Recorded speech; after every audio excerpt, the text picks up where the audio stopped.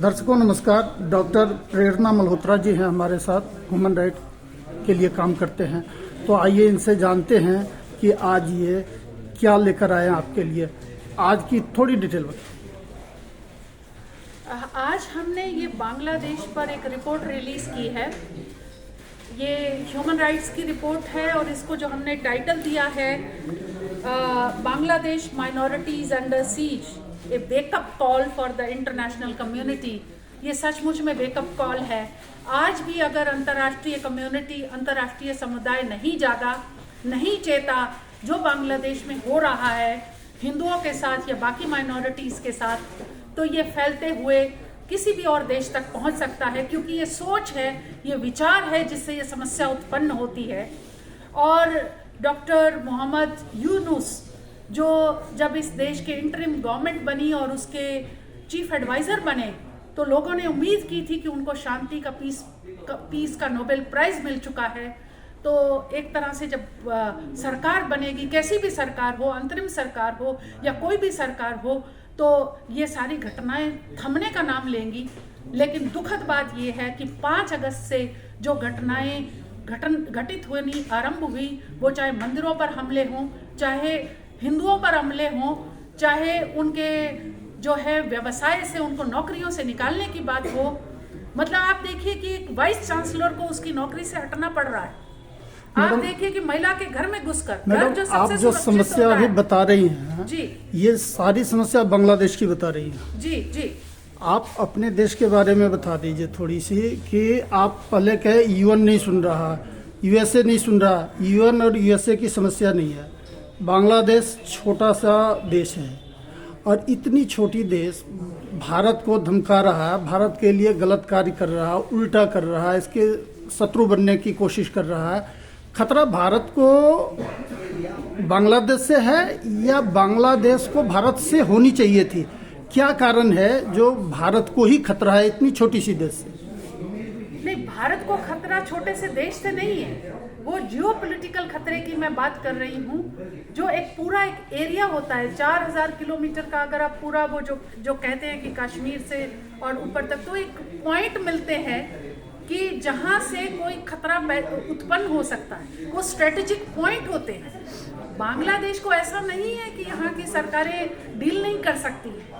यहाँ की सरकार चाहे राज्यों की हो या फिर केंद्र की सरकार हो, राज्य हमारा जो सीमा लगती है बांग्लादेश के साथ, वो पश्चिम बंगाल की लगती है और भारत का एक पूरा का पूरा जो सरकार का है, तो वो जवाब दिया जा सकता है। अब जो सरकार क्या करना चाहती है उस पर तो मैं कोई टिप्पणी नहीं कर सकती, परंतु मैं इतना अवश्य कहना चाहूँगी कि भारत की एक सिविलाइजेशनल ड्यूटी है, भारत की एक हिस्टोरिकल ड्यूटी है कि हम बांग्लादेश के साथ जैसे हम 1971 में खड़े हुए थे, आज भी, और विशेषकर हिंदुओं के साथ, क्योंकि जो पाकिस्तान का जन्म हुआ था उसमें ईस्ट पाकिस्तान और वेस्ट पाकिस्तान दोनों ही इस आधार पर हुआ था, धर्म के आधार पर हुआ था। और ये एक समझौता हुआ था कि माइनॉरिटीज को सुरक्षित रखा जाएगा।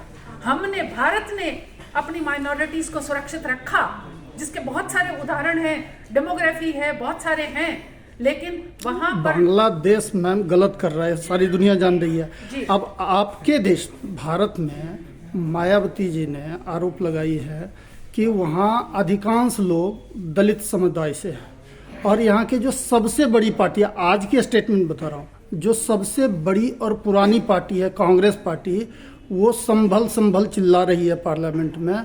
वो एक शब्द भी बांग्लादेश के बारे में नहीं बोलती है। तो आपके यहाँ जितने भी पॉलिटिकल सिस्टम हैं, वो पॉलिटिकल लीडर कोई कुछ नहीं बोल रहे हैं उनके लिए।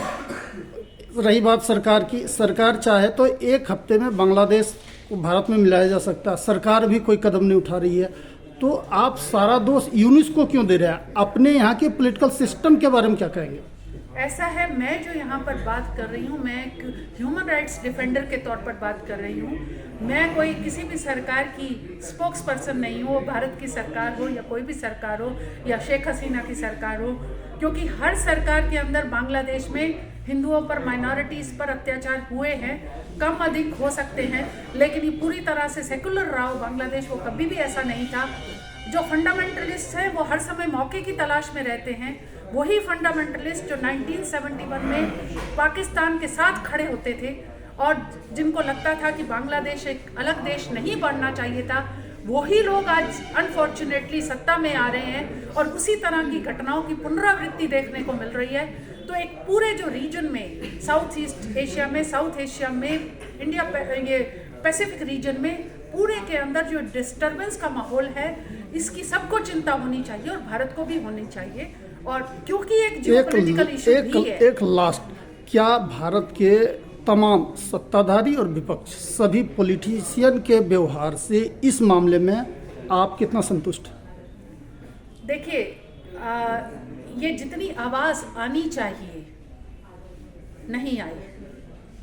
वो चाहे मतलब क्या कहें कि अभी वो बोली है, ममता जी बोली हैं, उन्होंने कहा है कि यूएन को इंटरवीन करना चाहिए क्योंकि यूनुस की सरकार विफल हो चुकी है।